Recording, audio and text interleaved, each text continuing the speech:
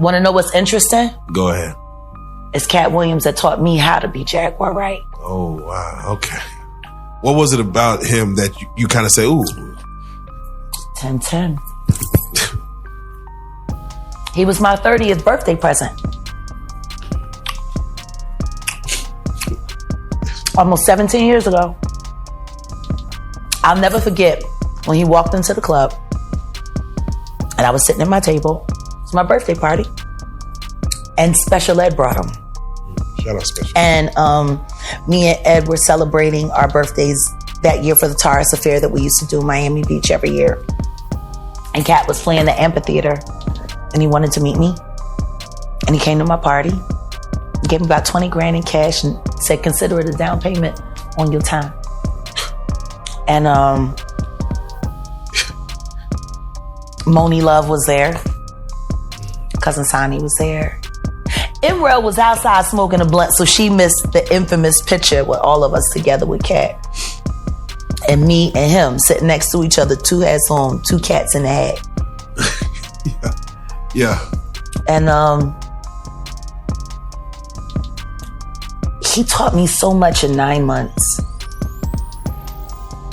Walking away was hard, but it was when the Illuminati first started coming after him. And I'll never forget the day when they breached the house. And I left. You know, back in that moment, Katt was still wearing Kevlar to bed. To bed. I would get in bed with him at night and he would have Kevlar on. In bed.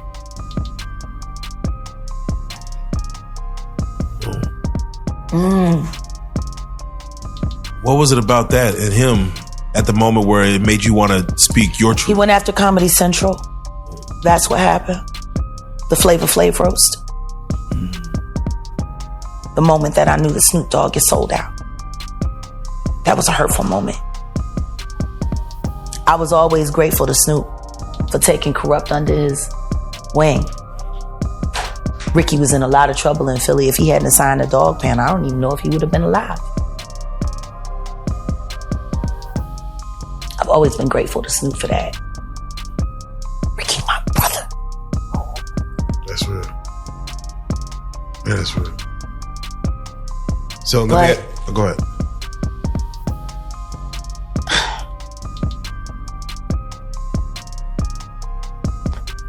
They wanted Katt to humiliate Flav. Like humiliate him. Like no holds barred. And they sent a bunch of jokes. And I'll never forget watching Katt in the office downstairs at the house in Marina Del Rey. And he's sitting there looking at the fucking script and just shaking his head. And then the next thing you know, the phone rang and I'm standing there in the office in the doorway and I'm like, are you all right? And he picked up the phone and it was Comedy Central. And I listened to him threaten to kill him. He said, I'm not doing this.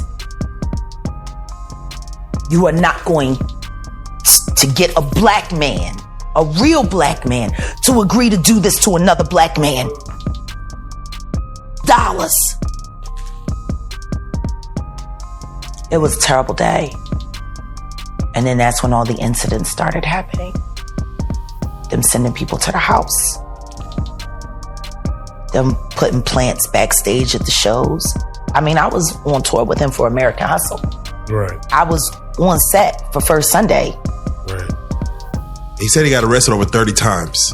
Yeah. No convictions. I'm getting close. Go ahead. But it's been about 30 for him. It's been 8 for me. Yes. He beat felony. I beat felony. You know, it was just terrible. And when I would think back to that moment, and then they called him the day before filming and asked him, was he going to be there? And he said no. And then the next thing you know, production went on later on that day and Snoop was already ready. And Snoop did everything that Comedy Central asked. That Flavor Flav roast was Katt's, that was his moment.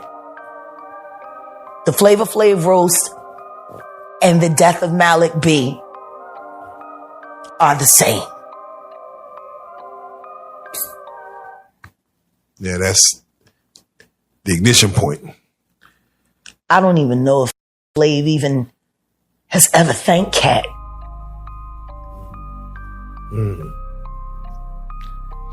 Because he put it all on the line for his respect.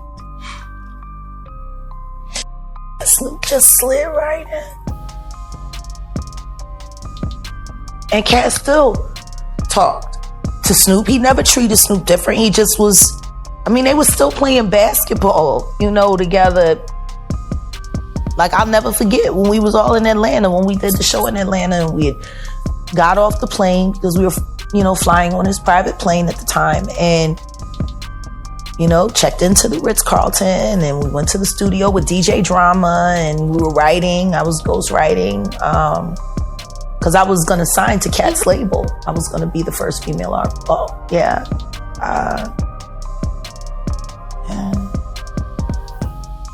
That was the day that T.I. roughed up Tiny in the studio, and everybody tried to pretend like it didn't happen except for me. Oh, wow. Yeah. It's an interesting day. And Drama, it's interesting. But Snoop was there, and Katt ain't treat him no different. Treated him the same. They played basketball like they always did. He beat Snoop like he always do. Running the 4-3. That shooting the out of Snoop. Tall for nothing. So let me ask, the moment he went on Club Shay Shay and did what he did, that's the Katt you expected. That's the moment I've been waiting for 10 years. Oh, wow. Okay. Okay. And I'm so grateful that I was there kicking in that door so he could just blow it down. There's an effort. I'm surprised people ain't catching on yet. I'm never loud when Kanye's loud. Gene Deal's never loud when I'm loud. But if we're running in tandem, somehow everything that we're saying, even though we don't speak, is always corroborating each other. No. That's right. I can't wait. I can't wait for everybody to find out what's really been going on in the background. It's just not yet. Are we in the era of truth now? Absolutely. Everything that is about to happen this year is intentional, and it has been in the making for over 10 years now. I promise you this, yet. Oh. And Ye has not had his aha moment yet. You can doubt us all, but the one thing you cannot deny, we are all Hebrew, we are all gifted, and we are all fearless.